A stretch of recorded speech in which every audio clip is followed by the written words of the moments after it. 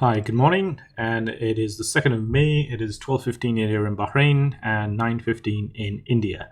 Today I'm going to be looking at gold, GOLD, and we had a look at this some time back. We wanted to see how far we reached in terms of the price, and we had a pretty good call actually. One of the things that we said would be the high being tested round about here was 1750. It just barely made that. If I look at it, it was 1747. So we didn't touch that, and it came down, hit the 21 moving average, and then bounced back up again.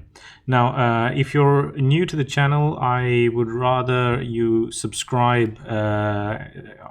Click the subscribe button, click like if you like, and also send me a couple of comments so I can improve the videos as well. Please don't troll. This is just for educational purposes, so the whole purpose is to just give you a couple of insights that I have or the way I see things as well. Now, if you want to become a member, you can also subscribe by going to zencapita.com, where I give more details and I actually show my trades, what I'm doing, both wins and losses as well, not just the wins. You get to see what I'm trading as well in real time or almost real time. Okay, so back to gold, and we're looking at the daily chart here right now. After this small correction, we saw a bit of red here. There is something which popped up recently, and that was just as of May 1st, and that is the squeeze here. And this is only a single dot, so hopefully by the end of today, tomorrow, by let's say when we start trading, we'll see another couple of dots. The more dots there are, the bigger the move. And this is a momentum indicator. It goes up and then it goes down. As you can see, it's parallel to this. This, to me, right now, that the squeeze is forming when it's still in the positive zone here. You can see the light gray. If it starts edging down, and you start seeing the squeeze continue, that could mean that it would be going towards the downside. So there's a lot of, we just need to wait a couple of days to see what happens. But for the time being, I think we're just going to keep an eye on this. It could be just a one dot squeeze, but whatever is happening, there is a move taking place. There is momentum building up in a particular direction. We need to figure that out. Now, the red line is the 50 moving average, and the pink line with these dots is the 21 moving average, and the dots are actually propulsion dots. That gives me an example or an indication of how much strength there is to the move as well. The blue dots that you see are the trend or parabolic SAR. These they're free. You can actually get them on any trading platform or charting platform as well. The gray lines are basically the Darvis boxes. I use this quite often, and what I am looking for now is that if this continues to move towards the edge of the Darvis box, towards the bottom, then we could see, and we see the squeeze forming here, we could be seeing a move to the downside. I presume that it will hit the technical support here at 1538, and if it bounces off that, then we can see a further move up, back up again as well. So that will be an interesting trade. If you're shorting this, may just wait a couple of days to see if the parabolic SAR comes above the prices, and this moves towards closer to the Darvis box that is being formed. If we get a red triangle or red arrow coming at the corner of the Darvis box towards this downside, along with this, then there's definitely going to be a move towards this thing. So we'll come and revisit this in a couple of days, but this is my take on gold right now. Now let's just look at the 5-minute charts just for the sake of it. Let me put this on auto. A bit of indecision going on here.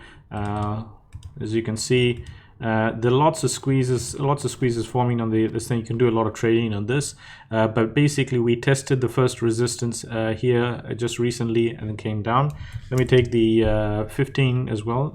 I prefer to use the 15, and the 15 gives me a bit more of a better picture of how things are on a daily basis as well. So as you can see here, let's minimize this a bit. So this is 1 day, 2 days, 3 days, 4 days back. We touched roughly about 1721. We saw a correction, So a lot of blue colors here, and the blue is basically saying there's a lot of indecision going on. And then we hit the 1.618, and then this is the Fibonacci series, and then it started going all the way up, touched the resistance, and I'm expecting maybe this could be a downtrend as well. And you see here, as I mentioned, this is something that you would like to see on the daily chart, where you get these momentum squeeze, these red dots that I have here, and if it moves to these gray bars move to this side, that means it's going down. All right, so that's that. Let's do the 1 hour chart. Quite interesting as well.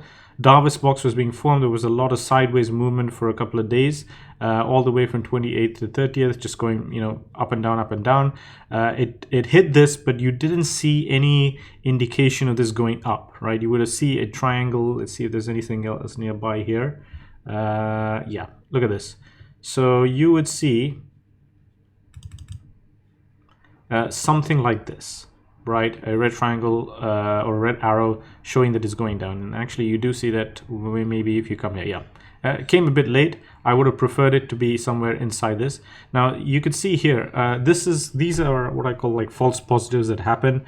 The closer the moving averages are to the top of the Davis box, that is a clear indication that it is going up, in my opinion.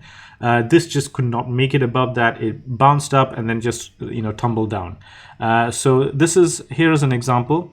The 21 is curving into the top of the Davis box, and when that happens, you usually see a pop along with it. So that's basically what I'm looking for any direction, and the reverse is true if you're going downwards as well. So that's the 1 hour. Let's do the 78-minute. Some people prefer using this just as a different perspective. It looks like it's going up, it's hitting the first resistance, and I feel it could be coming down as well. We'll have to give it a couple of days to see really what is going to be happening there. On a weekly perspective, it's always good to have a look at this. You can see that there is still an upside trend, right? And it's still going up.